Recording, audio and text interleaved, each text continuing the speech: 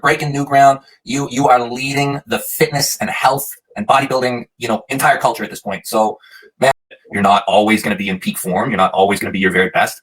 And sometimes that's important because it's your body telling you that you need to settle down.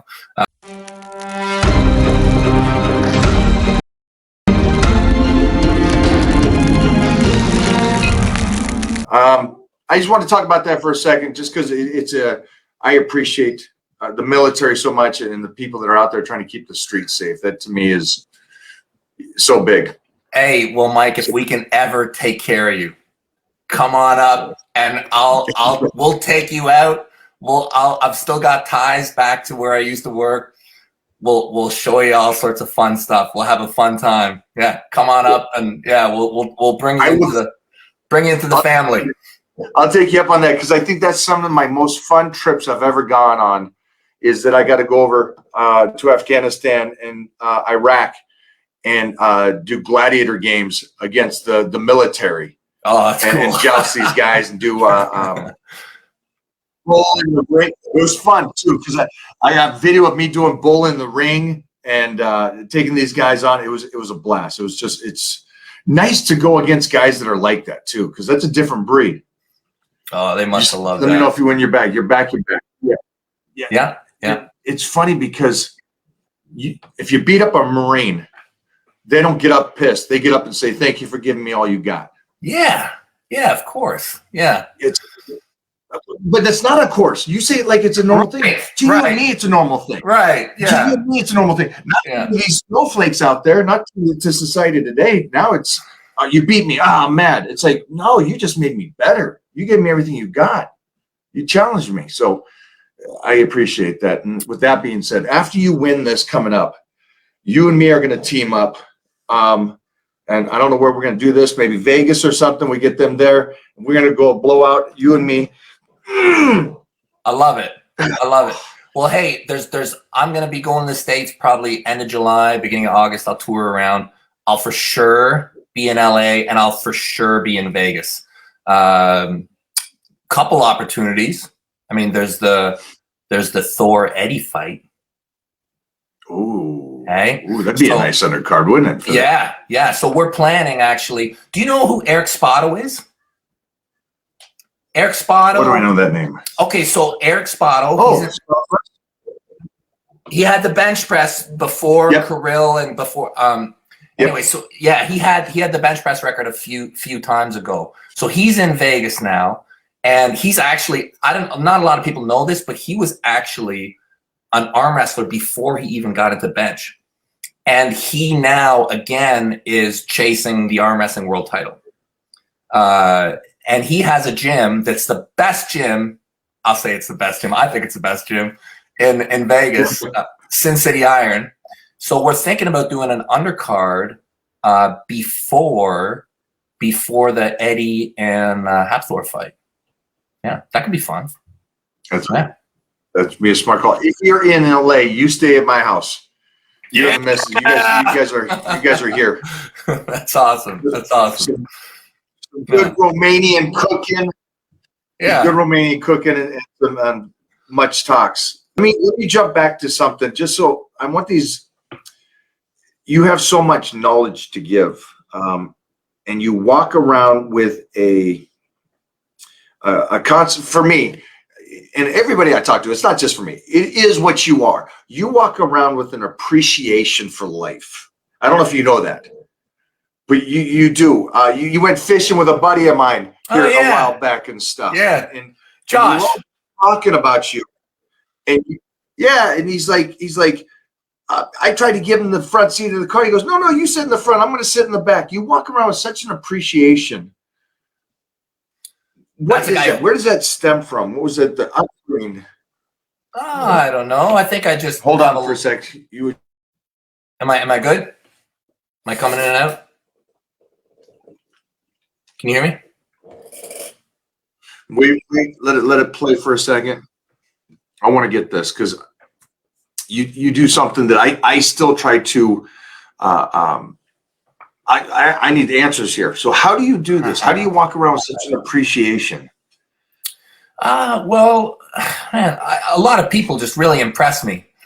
Josh, that's a guy who's good at what he does. Oh my God. I just find that most people, there's a lot of excellence in most people. You just have to find it. And I'm more impressed normally by the other person. Really, like, I'm well aware of my shortcomings, so I don't really like to, we're all even in this life. We're all equal, and I like to respect people until there's a reason not to, and I really like. I mean, I've been given so much. I've been given so many opportunities, and I never want to, be disrespectful about that. Like, Mike, thank you. Seriously, like, this for me, this is amazing. It's really special. I mean, I've gotten to a place now where I'm starting to be recognized a bit, but so many people have helped me along the way, and I've been very lucky. Been very lucky. So much of life is luck. A lot of luck. There's a lot of luck. I know a lot of people who have been taken from this earth. It's just luck. Oh, it's just luck, and that's the same reason why a lot of us are here. So, you keep that in the forefront of your mind. It seems to me. And I know this is outside of lifting. It's outside. You keep that appreciation that today is just today, and better live in it. It can be over. It can be over any second. Yeah, it can be over any second. And I feel like it's our only gift.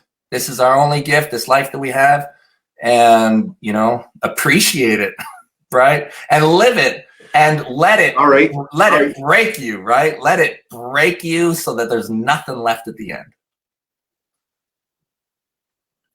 And I like that. I like that. You said it's so. What can you say to the kids today that are hurting? That think they're owed. They're hurting. They think the world owes them something. They don't want to work for it. Something's breaking them down. Is there? I know that's a tough question. What would you tell to your young self if you ever felt that way, or have you ever been to that point where you were sad and depressed? Oh, of course. Everybody has periods of depression and sadness. It's a normal part of life. I think that you need to accept that you're not always going to be in peak form. You're not always going to be your very best. And sometimes that's important because it's your body telling you that you need to settle down. But I think that one of the best overall points for life. Now, I'll say it a little bit longer. I was raised without religion. Okay, so my parents, we didn't go to church. We didn't practice any religion. They were scientists. They taught at McGill and stuff like that. But in my life, I've met a lot of people who were religious, and I'm not talking about fake religious. I'm talking about like legit, and I found that they had quite a certain strength about them, some kind of faith, some kind of ability to make decisions with more conviction than people without faith. So I reflected on that quite a lot over the last probably 5 years. And I thought of something very simple that I could use. And it's not a religion, it's just a form of decision making. And it's very simple. Big future. That's it. Everything you're faced with, just decide, does this make my future bigger or does it make it smaller? And you want the biggest future. You want the most epic journey. So everything that you look at, just think big future.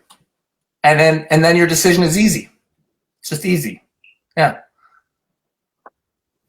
So I don't know. I don't know. gotta Maybe say, maybe that's what you should. no, that was unreal. I can take that one spot from this whole talk with you, and I'm golden. That was more articulately and simply put than I have religious friends. I have people that aren't religious, but the way you just put that, it's irrelevant to what you believe. Everybody gets their own thing, but to think that way is a beautiful way to think. And if religion helps you do that, great. Yeah. If not being religious, it helps you do it, fine. And the That's a problem beautiful way is to look at it, man.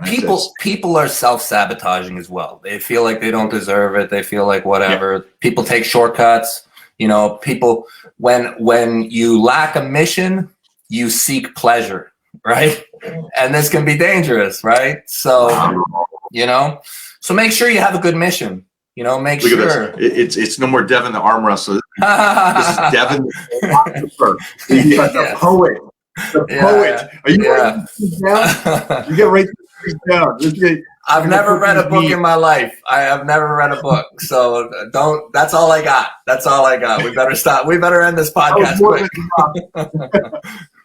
You're awesome, man. You are awesome, and I appreciate everything you've done. We're gonna do another one of these before the match because I want to do a check-in when it gets close, and I want to see how the mind shuts down, switches, gets into it. It gets into that fight mode. The switch gets turned on. I know the switch gets turned on instantly for you, but I want to do one more check-in. Will you do that for us? Will you do one more check-in before this?